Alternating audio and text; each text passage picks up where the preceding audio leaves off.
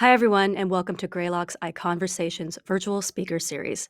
Thank you for joining us. In this episode, Greylock General Partner Sarah Guo is interviewing Jennifer Tejada. Jennifer is the CEO of PagerDuty, the operations management company she took public in 2019. The company's successful IPO marked the first time in a decade that a female CEO has taken a software company public on the New York Stock Exchange. Being a CEO while female isn't the only thing that makes Jennifer stand out, of course, and I'm hopeful that being both of these things at once will soon stop being considered rare. Jennifer is a second-time CEO, previously the CEO of Keynote Systems, and a longtime tech marketing executive. I've long appreciated her unique ability to communicate in a real, direct, honest, and understandable manner. She translates technology for the business world. She has a broad view of it, and she's also a board member at UiPath, Puppet Labs, and Estee Lauder. Jennifer's a courageous leader, and the measure of courage is not speaking out when others do, but when they don't. PagerDuty became one of the first tech firms to issue a statement against racial injustice following the murder of George Floyd and subsequent violence last year. PagerDuty is also a leader among companies pushing for diversity and inclusion in the workplace, an issue near and dear to my heart, and the company has an equality-focused foundation, pagerduty.org. Real talk is an all too rare quality in the competitive enterprise market these days, but Jennifer has set the standard. Under her 5-year leadership, PagerDuty has grown considerably, from beloved brand of tech companies to mission-critical tool for business-critical operations. And its momentum has accelerated with the pandemic-era shift to remote work. But I'm especially excited to host Jennifer because I think many still underestimate PagerDuty's potential and ambitions. As we go through this event, please feel free to ask questions in the chat function, and I'll try to get to as many of your questions as possible. There's a lot to cover, so let's get into it. Thanks for being here, Jennifer.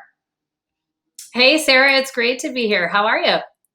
I'm great, and we're really excited. I know we're going to get a bunch of questions here. It's almost exactly 5 years to the day since you joined PagerDuty, and I remember speaking to you soon after you joined as CEO. A lot has happened in that time. The company had one of the biggest IPO pops of 2019. It's been a wild ride. But before we dive deep into the company, let's talk about how you ended up in tech in the first place, because it wasn't your original plan. Can you walk us through the various paths you've taken that have brought you here today? Sure. And I get this question a lot. I think people are interested in my career path because it is different. And, what I hope it is symbolic of is the fact that, there are opportunities in tech for all different kinds of people. I have a liberal arts degree from one of the best universities in the world, University of Michigan. But I graduated thinking I was going to move into some form of business management or even healthcare management because that was what my dad did. The healthcare industry was deregulating at the time, so I decided to take a job to get some experience, and I worked for Procter & Gamble for just under 7 years. And what I loved about my P&G experience was it's a company that drives its talent and promotes talent from within. So they invest heavily in leadership development and generally in career development. So I built a very strong foundation in a number of areas of expertise, from leadership, management, brand management, marketing, product strategy, et cetera, in less than a decade there. And that positioned me really well to look at big problems to become a general manager, but also positioned me well to be flexible. I've worked in a lot of different jobs. As soon as I left P&G, and really the impetus for leaving P&G was to join the tech industry. I joined a supply chain automation company, which wasn't really obvious given I was a consumer marketer. But I love value propositions that are highly quantifiable. And it just made so much sense to me that if you start with a supply chain that has a lot of waste in it and use software to automate the system and all the players in that value chain, you can actually create demonstrable cost savings and value for customers. And so that was my first experience in software. It was a high growth company called i2. I was the head of marketing there. I was had terrible imposter syndrome and was way over my skis in terms of what I was doing, but I had that foundation of great leadership and how to build an organization, how to manage people effectively, how to think about positioning your brand. And from there, the tech industry was just a part of who I am, and something that I've done for a long time. I did a short stint in private equity. I was the CMO of a public telco.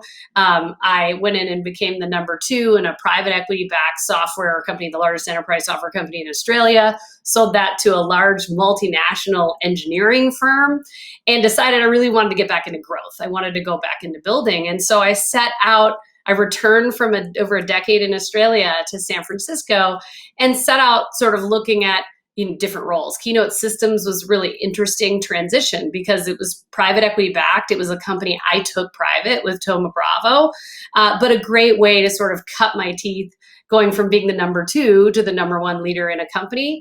And yet I still found like it wasn't growing fast enough. It was, an orientation around EBITDA and profitability, and I wanted to build again. So I turned to the people who are funding all the building, the venture capitalists, and started talking to different investors who I respected about which marketplaces were growing, where do they see emerging new business models, and very quickly decided I wanted to be in something that was either B2B2C-esque or this, sort of emerging SaaS, bottoms-up SaaS market. So that's how DevOps came into play, or a multi-sided marketplace. And PagerDuty wasn't really an obvious choice. It's an infrastructure software company, deep tech, selling to technical people. Me and my little marketing degree had a pretty interesting transition to that. But actually, I learned a lot about infrastructure in my last couple of jobs, and I know a lot about enterprise software. And most of all, I have a lot of experience in digital transformation. So the customer base for me has been the same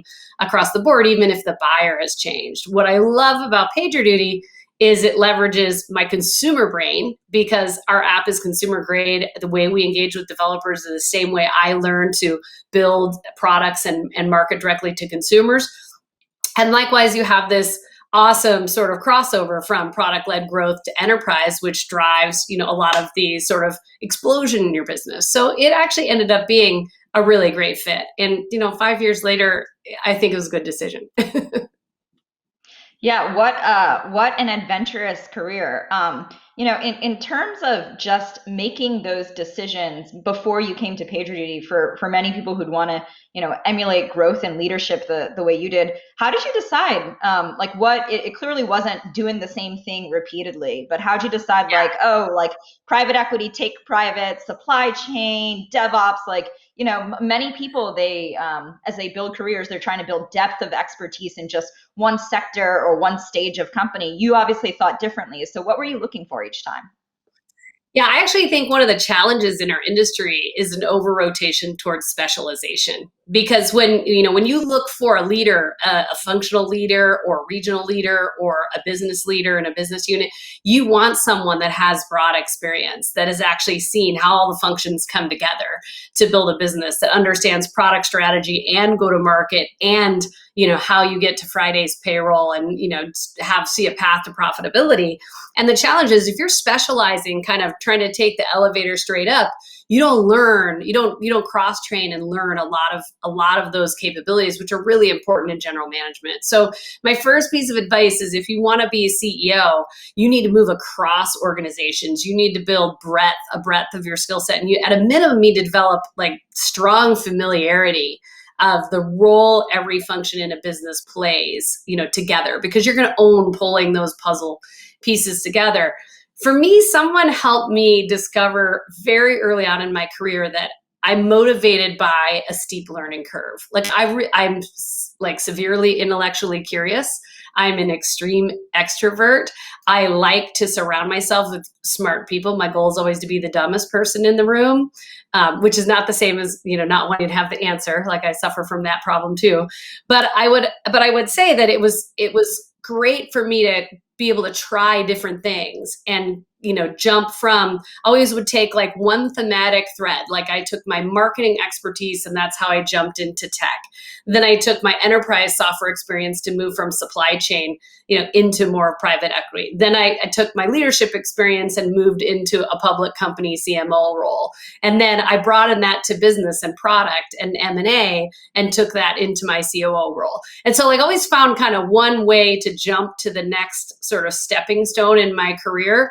But I have never done anything twice other than being a CEO. I mean, that's what's odd. I've tried to do new things, and the two companies I've run are very different in terms of their profile and their growth rate and even their global distribution and everything else. And so I would say just don't be afraid to try things that are counterintuitive to you if you can see that they will help you build your sort of leadership toolkit.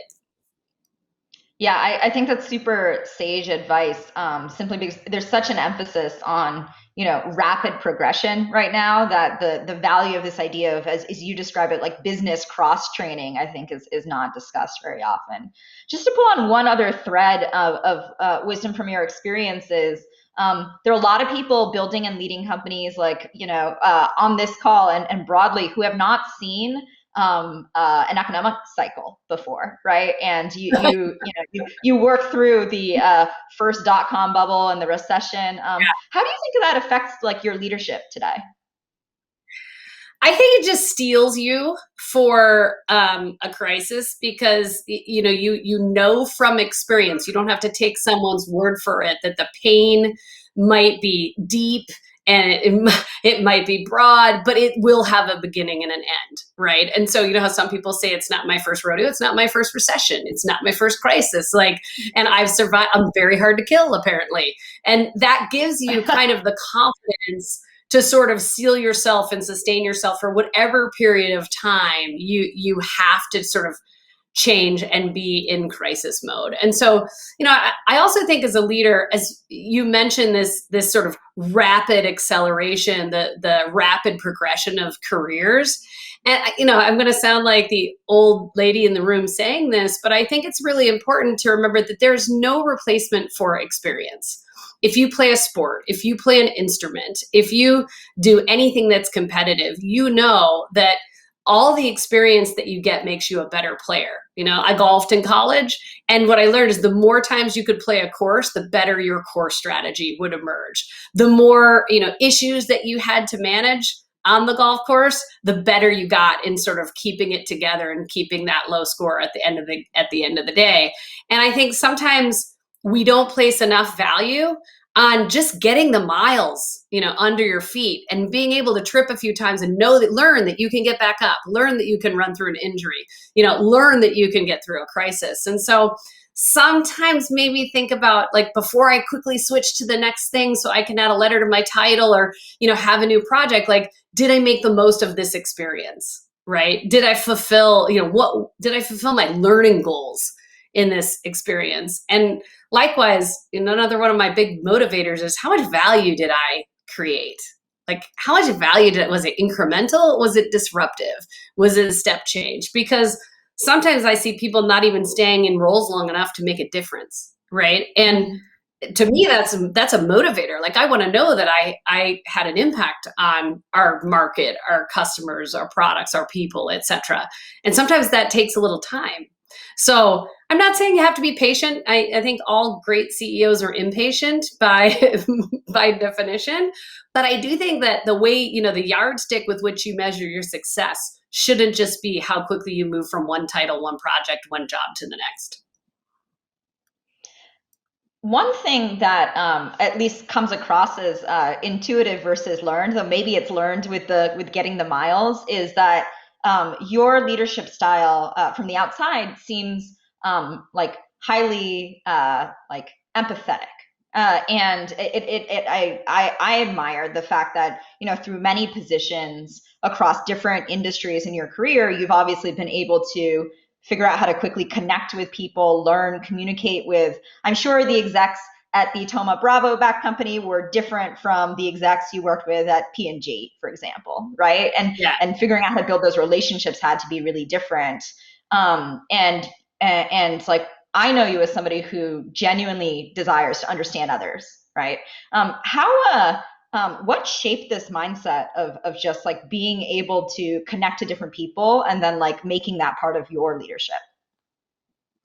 Yeah, I think the first example I had of what leadership should look like, outside of school teachers, was my father. And my dad was a hospital administrator. And, this is a really interesting job because, when you're running an 800 or 1,000 bed hospital, like, you're responsible for everything, not just patient care, but everything from janitorial services all the way through to, neonatal healthcare outcomes, right? And one of the things that I think made my dad a very special leader was that when he walked the halls of the hospital, everyone from, an individual contributor on the janitorial staff and someone handing out food in the cafeteria line to the head of the medical staff felt like they knew him and he knew him. He had a way of connecting on kind of a level playing field basis with anybody that he came across in a business. And it always amazed me that as his jobs got bigger and as the hospitals got bigger, that connection that people felt to him kind of stayed the same. And if anything's been frustrating about the pandemic, it's that it's felt harder for me to connect with people when I'm stuck in this single Zoom box, et cetera. So like I'm bursting to get out and run around the world and meet new employees and reconnect with employees that have been with us for a long time and see, some of my customer friends and, just my CEO peers, like get out and get back into the world and make those connections, because I do think they're super important. But I just remember him saying, like, everybody has a contribution to make, and you never know when somebody's going to make a huge contribution or when it may be, really important. So, look for that opportunity in every person that works with you and works for you.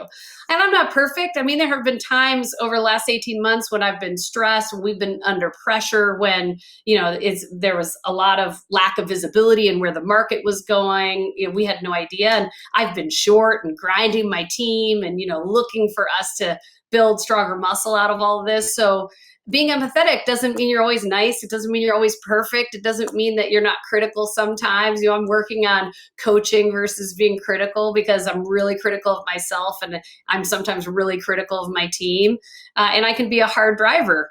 But at the same time, with that intensity comes someone that I do think my team knows really cares about them, right? And really cares about our customers and how we show up as a company. And I've been known to say, like, it's not just what we do, it's how we do that matters, because people will not remember what you said or what you did. They'll remember how you made them feel.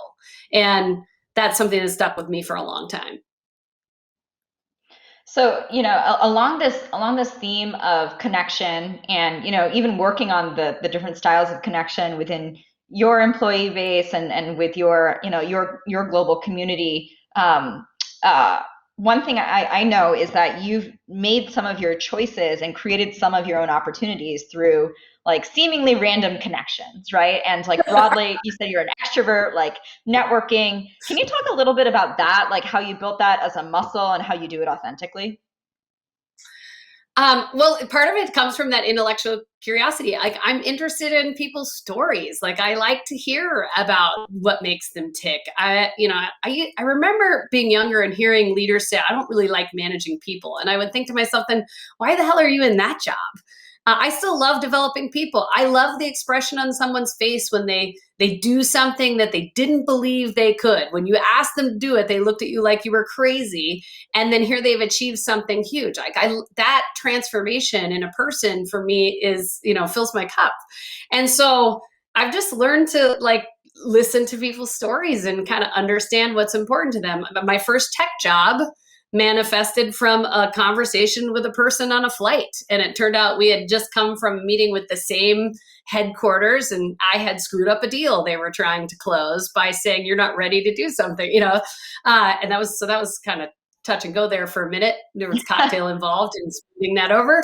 But, this person had a really interesting story, and it turns out he was leader at I2, and, one thing led to another, and that's sort of how that happened. I believe in the potential of most people. And I think, the minute you write somebody off, the harder it gets. Adam Grant is someone who I really respect, and we've done some work with him, and he's participated in a couple of firesides recently with us. And one of the things he recently posted was this idea that as you become, more powerful or more senior in an organization, your ability to judge character is harder because you're further and further away from seeing how people behave when nobody's watching them. And yet some of the less experienced people in the room are watching that all the time. And so who you look to sort of double check your instincts on people might not be your senior team. It might be that really observant individual contributor in engineering, or, that really seemingly cynical person, but who's really analytical and paying a lot of attention to what's going on. And so I think just being open-minded about, who influences you, what influences you, and how you think about not creating such a hierarchy for the relationships that are important. Like we hear so frequently, you need to prioritize ruthlessly, etc.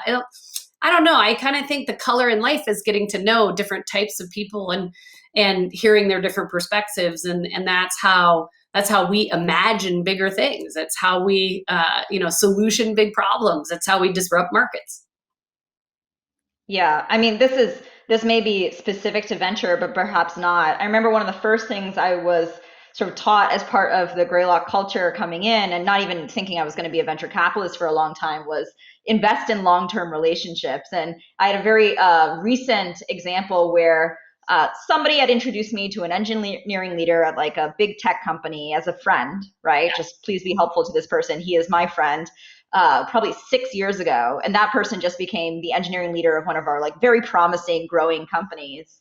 And like, you build all of these connections where you're just trying to pay it forward, not assuming anything comes back. And like, I've been shockingly surprised and like the ecosystem is actually smaller and far more connected than you think. And so I love being able to operate that way and seeing some of the positives of that. I always say to people, never burn a bridge. Like you just never know. Even if you have to let someone go because things aren't working out, the way you do that, right? Make that a win-win for everybody, because you just don't know where someone's going to turn up again next, or what you're going to need in a different role, or who's going to ask that person what they thought of you, etc. So I try and play the long game. Yeah, well, and it sounds like that also requires, not that this is opposed to being a hard driving leader, but it requires some like optimism about what everybody's capable of, right? So I don't think you can be a great leader. Yeah, I don't think you can be a great leader unless you're optimistic and you think about what's possible for a person. And sometimes that does feel like it's in conflict with making a hard decision, right? Like I think especially when we're hyper scaling or we're scaling a business and you realize that a business has outgrown someone, can you coach them? I mean, my first instinct is, can we coach that person? If that doesn't work, my second instinct is, well, can we find a different role for them? Because there's intellectual or there's institutional memory there. There's, all kinds of history, their connections, their relationships. And then the third thing is, will they be better off trying something different? And can we help them make that transition? Right. So there's a lot of options, outside of show that person the door or give up quickly. Right. And sometimes when speed is so emphasized, right, we can be a little biting off our nose to spite our face in that regard. Okay, let's get back to what I'm sure feels like 90% of your brain, but getting back to where PagerDuty is today, right? Yeah. You've been there since 2016, and the company was, I don't know if this is acceptable to say, somewhat of a sleeper hit for the first couple of years. I mean, nobody ever heard of PagerDuty. It was like not a fun thing at cocktail parties to tell people where I took a job. I'm like, I'll take a job at PagerDuty. They're like, what? Are you bringing pagers back?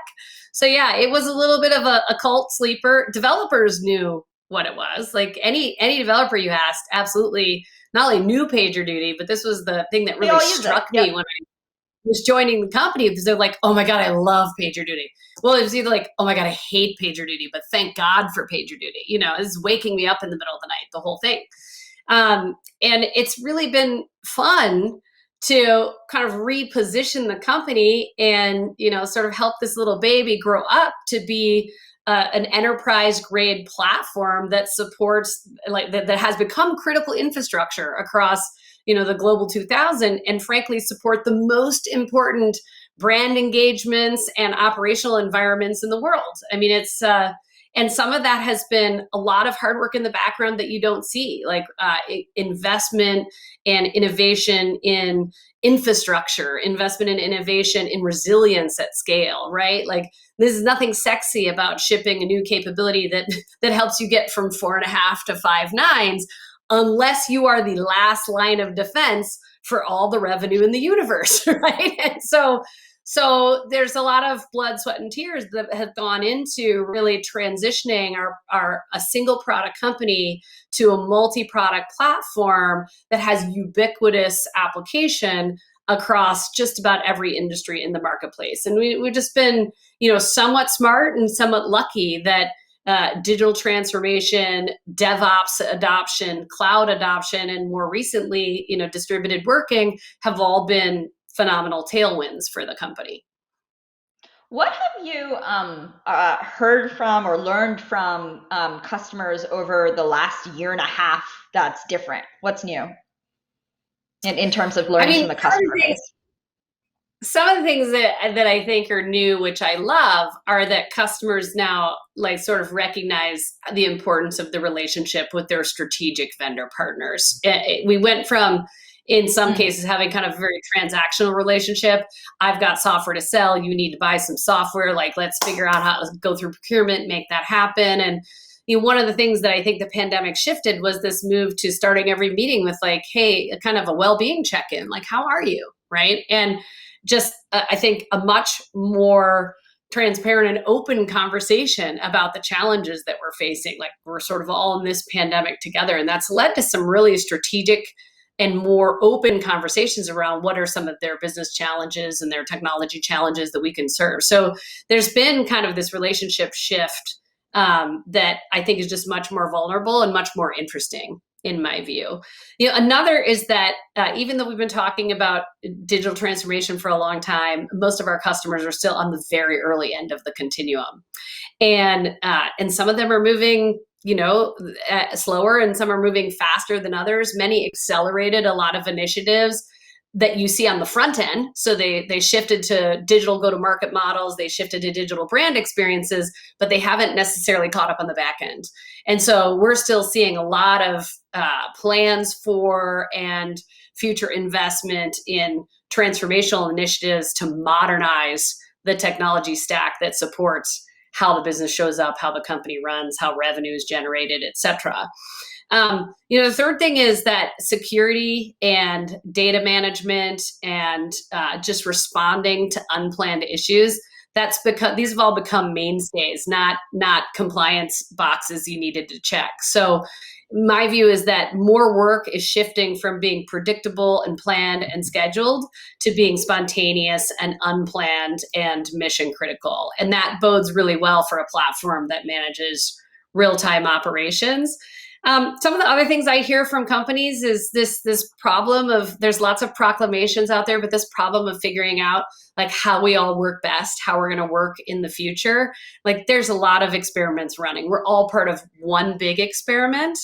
And most of us in the business world are incredibly privileged and fortunate. And if you look around the globe, there are a lot of communities that are still in real pain, no access to vaccines, little access to internet, it's just, you've also kind of got to constantly remind yourself as a leader of where we actually are and how many communities around us still have such a steep climb to get to a place where they can take care of themselves effectively, they can reduce the risk of the pandemic. And frankly, until we solve that for everybody, we can't solve it for ourselves. So that's the last point I'd make, is the responsibility of the CEO has really broadened. It's not just about running your company. It's not just about looking after your shareholders and your customers and your employees. It's about actually leaving the community in a better place than it was when you got there, being the source of information to help people,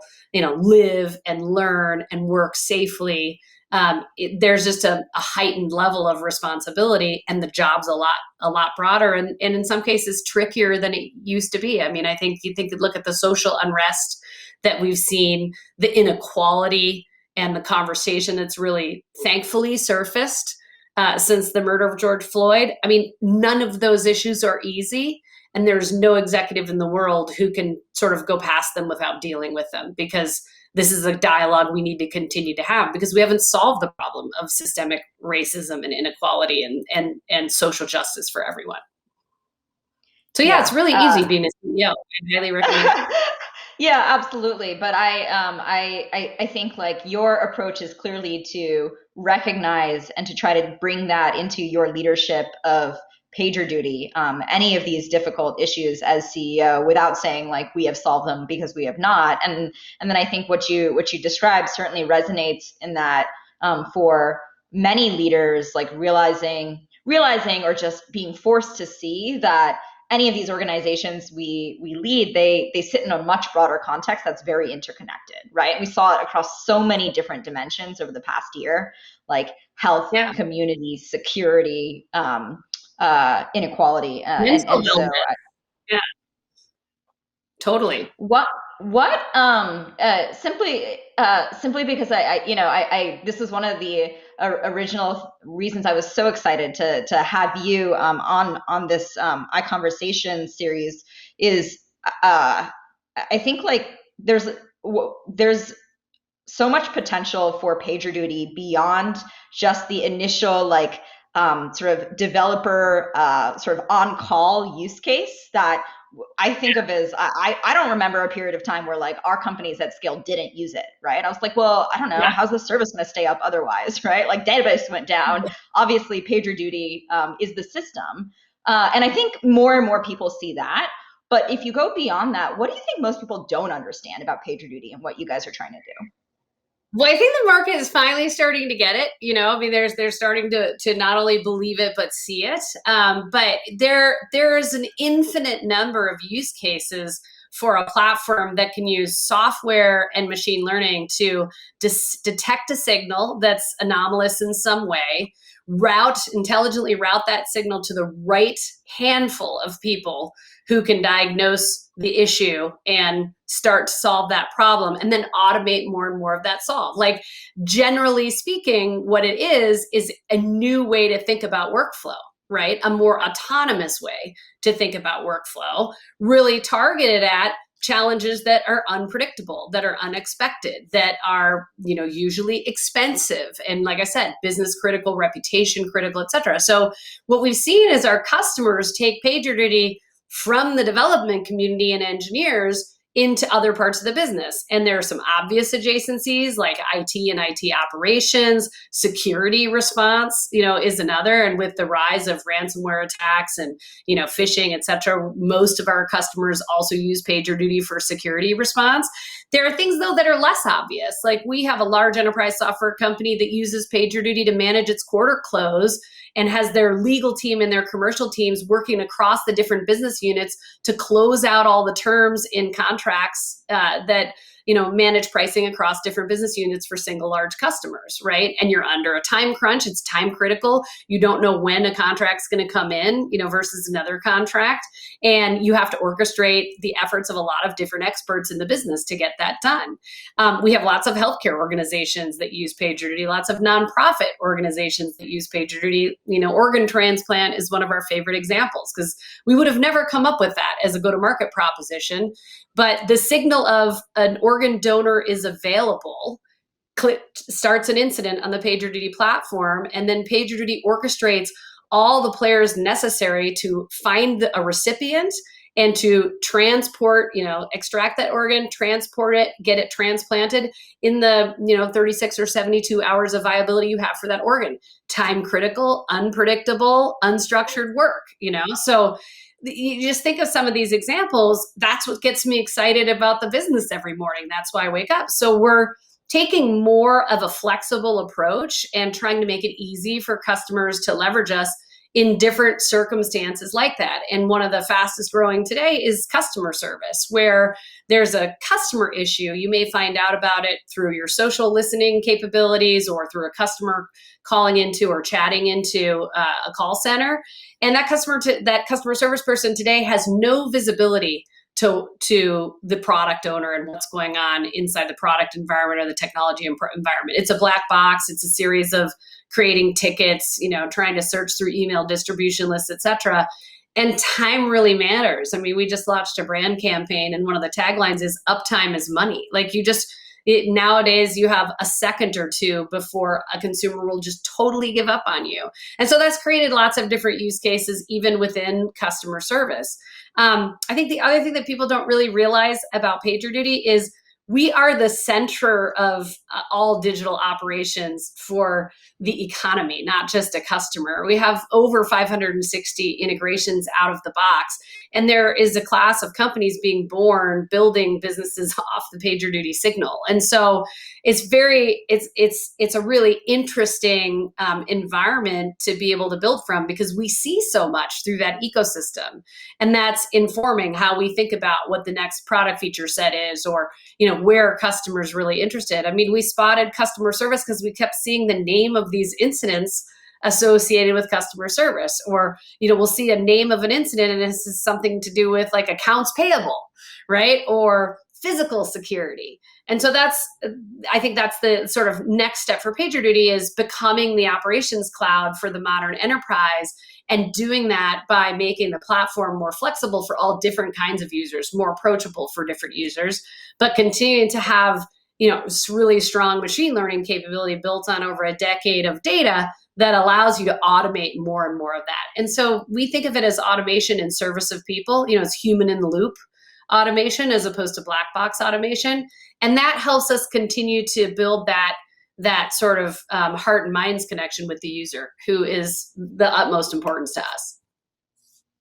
Yeah, that actually, I mean, as an analogy, even when I joined Greylock, we were lucky enough to be small investors in ServiceNow, and like that company, I think had the hardest time convincing the market for a while that IT help desk and service management would matter, right? Because it's like, I asked to reset my password or something, right? And it is something that has become a backbone product in the enterprise.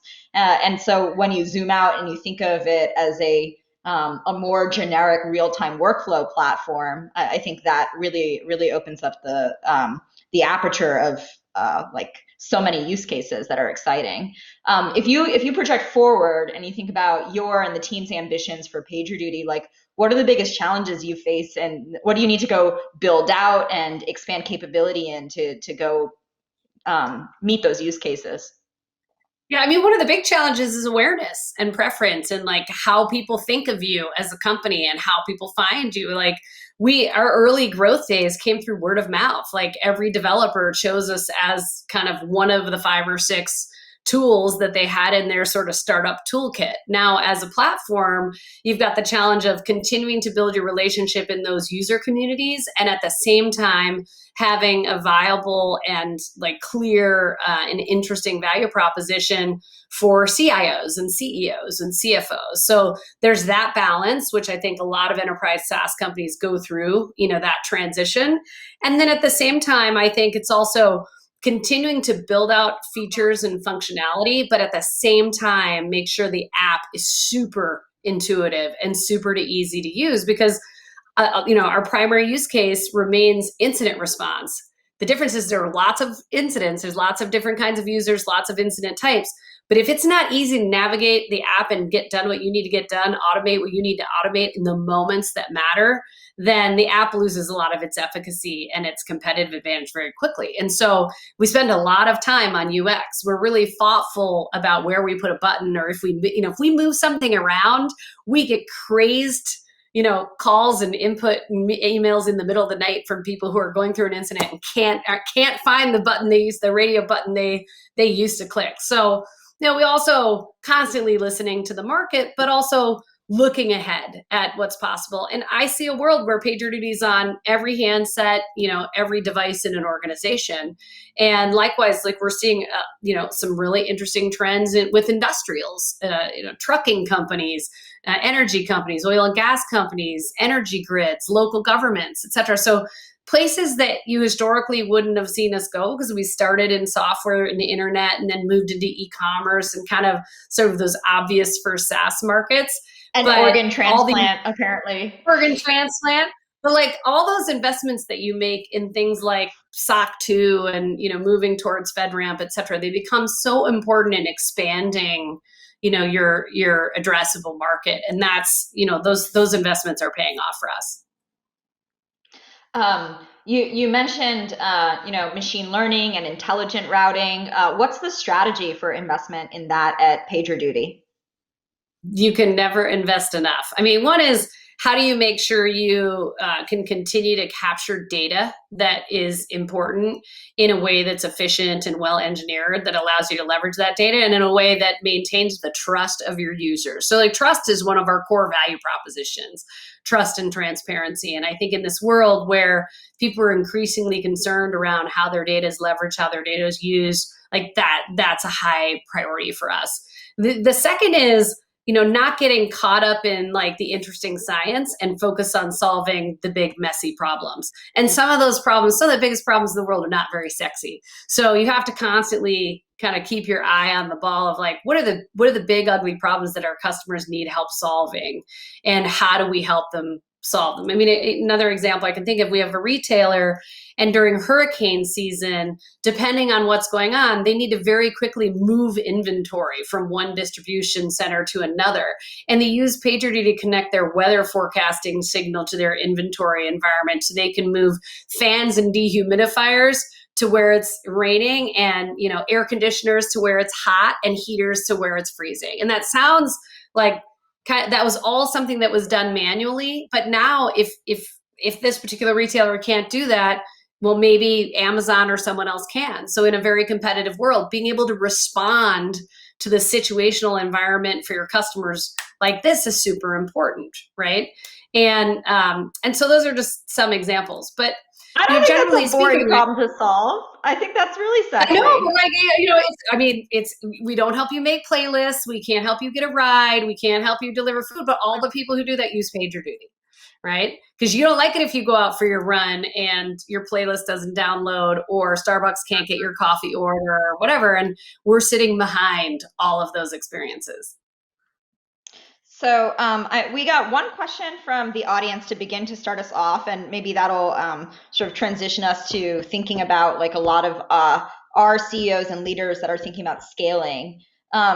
So the question is, do you change your relationships management style, or how do you think about relationship management differently when you think about the PagerDuty co-founders, execs, other employees? So just the different constituencies within your org.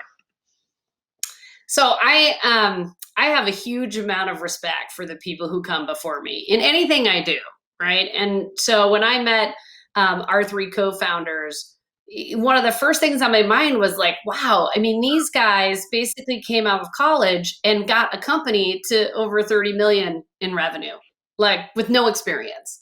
And I can count the number of people I know who did that on a few hands and toes, right? And so one, just paying homage to that achievement and that accomplishment, and keeping that in the back of your mind as you think about, what's the next stage of growth? Who do you need for that next stage of growth? Like, just really respecting the foundation that was built for you. And so when I transitioned with our founder, I made a huge effort to make it a victory lap, for Alex and the other co-founders, and make it a transition that everybody who had come before me, blood, sweat, and tears, had built, and likewise an exciting new future for where we could all go together. So it's less about changing your management style and more about celebrating the successes of all the people that were involved. I mean, just as recently as last week on a town hall, I was talking about, I was just sharing some appreciation for our alumni.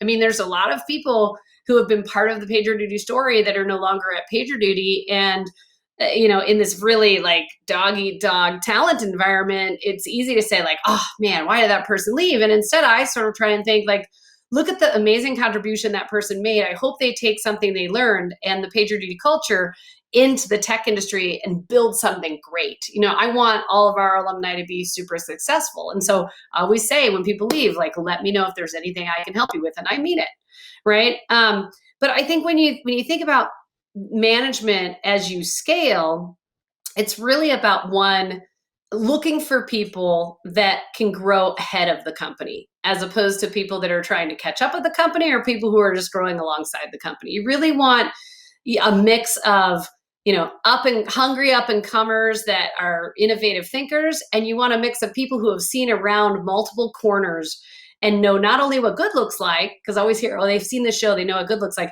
You want people who knows what a shit show looks like and isn't like completely knocked off their feet when it comes, they go, oh yeah, I remember when that happened 3 times. Sometimes my team will be like, you're not panicked? And I'm like, no, I sadly lived through this before. I really screwed it up last time. I think I have some better ideas this time.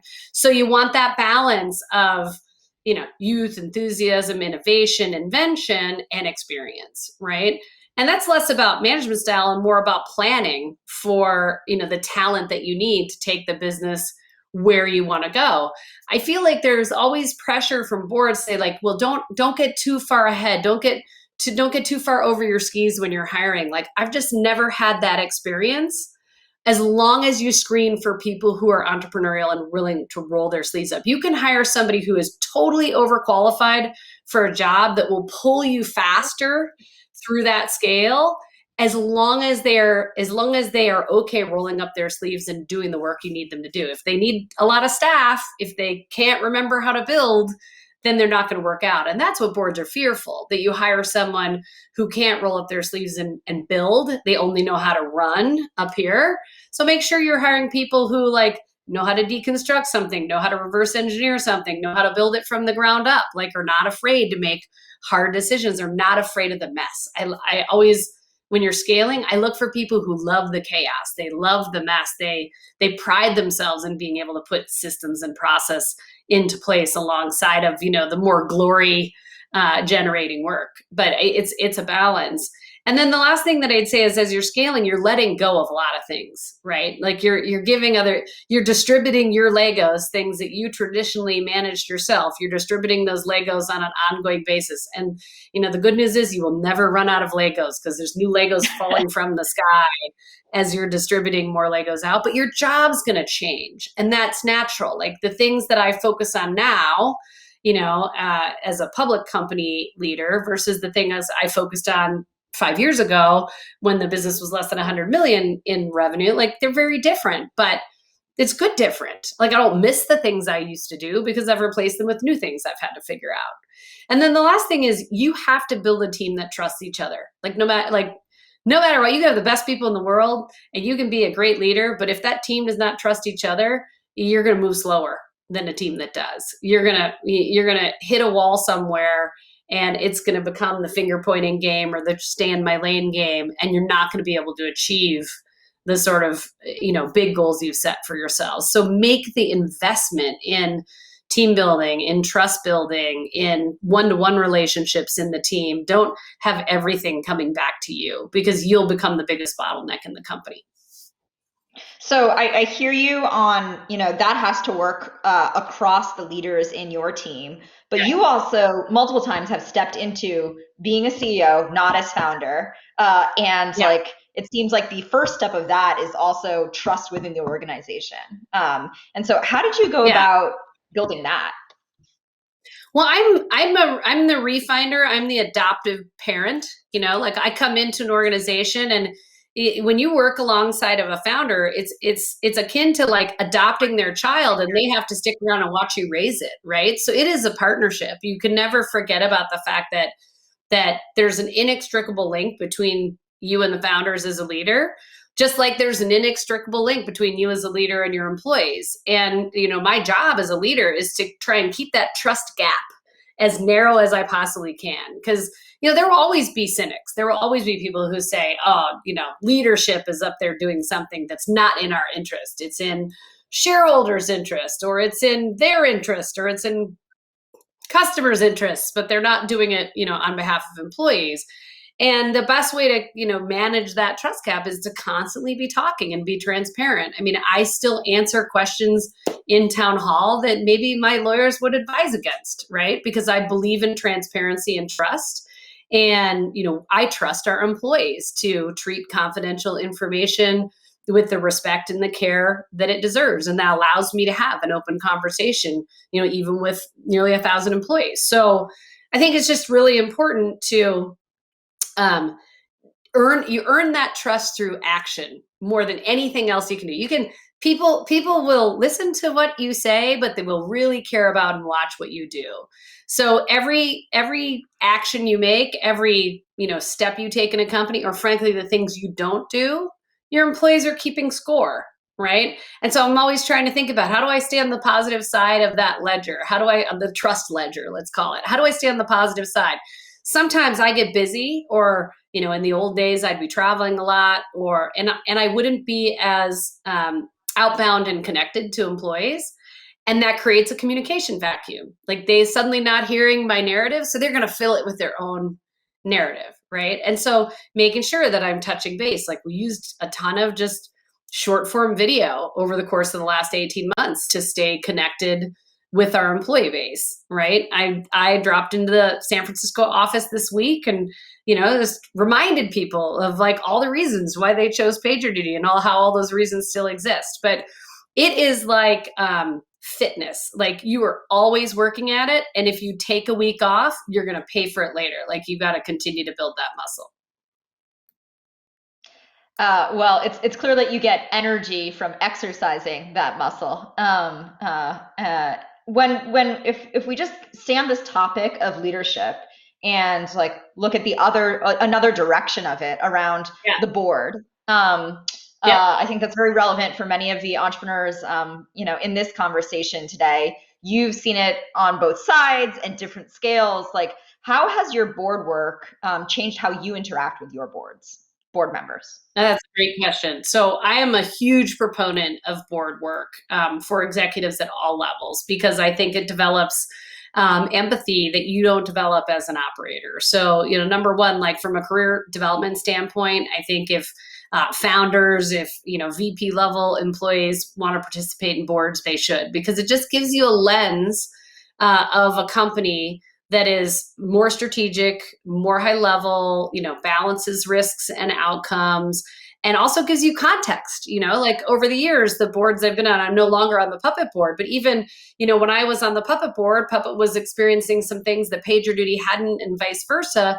And just that relative context, like, helped both the Puppet team and me, learn faster than we would have if we were doing it on our own. So huge proponent of doing board work in general. But what I would say is, by being a board member, it's helped me build empathy for what my board directors are looking for and expect from me. And likewise, by bringing operators onto my board, there's a lot of operator empathy in that room. And, one of the early lessons that I learned, that I'd love to help others not learn the hard way, is bring independent board members into your boardroom early and often. Like, a lot of people say, oh, I don't need independence till I'm getting ready to go public. You need experience. You need people who have seen the ugly movie before, who have made the mistakes before you make them, who can be in that room and sort of balance the discussion, right? And there are great investors out there who are awesome mentors and coaches and have operational experience themselves. But they also, they have conflict. They're there to get an exit and get a return from the investment that they make. If you bring in an independent operator into your board, their sole goal is primarily to make sure that you and the company are successful, that you go about that the right way, provide obviously some oversight and have some fiduciary responsibility. But so bring in those independent operators early and get that operator empathy in the boardroom. I think the second thing that I've learned is I've never seen a good board surprise, ever. Not good news, not bad news. Like, there's no such thing as a good surprise in a boardroom. Like, so we have a no surprises mentality, and we are very transparent with our board. And like anything else, a board relationship is a collection of one-to-one relationships and then a set of many-to-many relationships. So you have to invest the time in building trust with your board members or with management if you're a board director, just like you have to build trust, with your employees or your teammates. And sometimes I think that's overlooked because people say, oh, I want to minimize the time I spend with the board, so I'm going to talk to them every quarter, when I have to, out of obligation. No, like, you should be touching base with your board members every month, when you're younger, every week, kind of younger in your company's growth cycle, every week.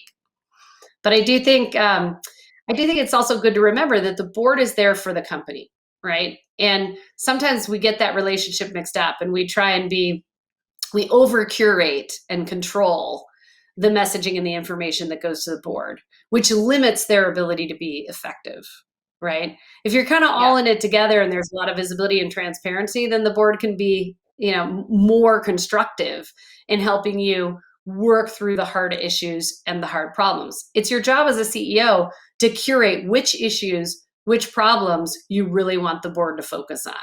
And I often say to my team, one of our jobs is to prevent a board member from feeling like they have to bring help in an unsolicited way, right? Because that means we either didn't recognize the issue or, we have not convinced them that we've got a handle on the issue. Right. Or communicated your prioritization, like, no, these are the issues we really care about. And we've heard you, but like, here's where we're going to focus.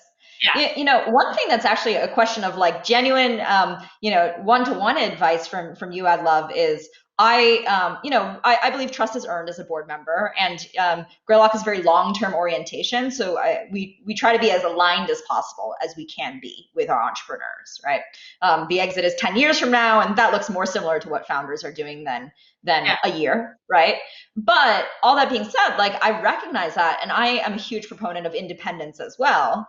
But I think one of the challenges I personally run into when suggesting this and trying to help companies build an independent board early is a sense of loss of control or, fear of that, right? What's your reaction to that? I think some of that is just inexperience, right? And not having been around board members who know the difference between being a board director and an operator. So the best board members, in my view, are phenomenal expert listeners, right? They're not proactively calling you every week, to check your work or to get in your business, right? They're listening. They're helping you think of the questions maybe you should be asking yourselves that you haven't. They're applying pattern recognition and saying, the last time I saw this set of information or this set of circumstances, here's what the outcome was. Like they're helping you look ahead, look around the corner.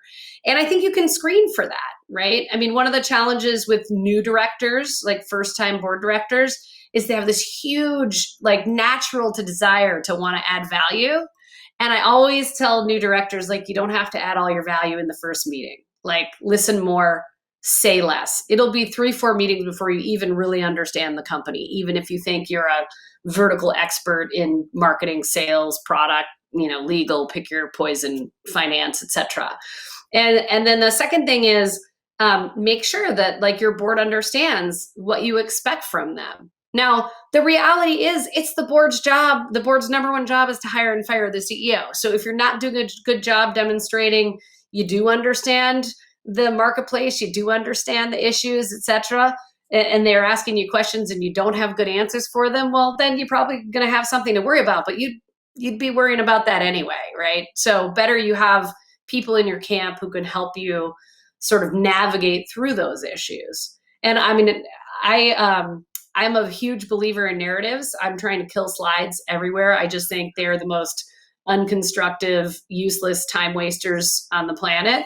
And so I write a board narrative. And I mean, the board narrative I wrote at the end of Q1 last year as the pandemic was really hitting was pretty bloody, and it wasn't to shock our board members. It was to just really level set everybody on, where the world was. Because if you weren't sitting in a business, you weren't seeing it yet. It was sort of coming in a wave, like a tsunami. And that's one of the best things I ever did. It developed a lot of empathy. The board hunkered down. They were super supportive. We took a long-term view. We made some decisions that, have a huge long-term upside, but at the time, might have felt uncomfortable. And I think that's what you want. But you need to be able to have an honest, intellectually honest conversation with your board. And so it comes down to the people, right? There are board directors out there that are frustrated retired operators that want to do that from up high without the responsibility. I try and, filter those people out of the process. Right. Well, perhaps part of the trust building exercise is just making sure people understand they can screen for what they're looking for and what can be helpful to them. Before I'm going to hire a director. Oh yeah, go ahead. No, go ahead. I was just going to say, before I hire a director, I talk to people they've worked for. I've talked to people who've worked for them. I've talked to their board members. And if they've sat at another board, I've talked to the CEO. So I have a really good sense of how they're going to behave. One of the questions I always ask is, what are they like when the shit's hitting the fan? Like when things are not going well, what does it look like? Because you want somebody who's calm and steady and supportive and helpful, right? And we often hear a lot about what people are like at their best in an interview process. We are out of time here. Thank you so much for joining us, Jennifer. I'm looking forward to eventually getting to walk some miles together as well.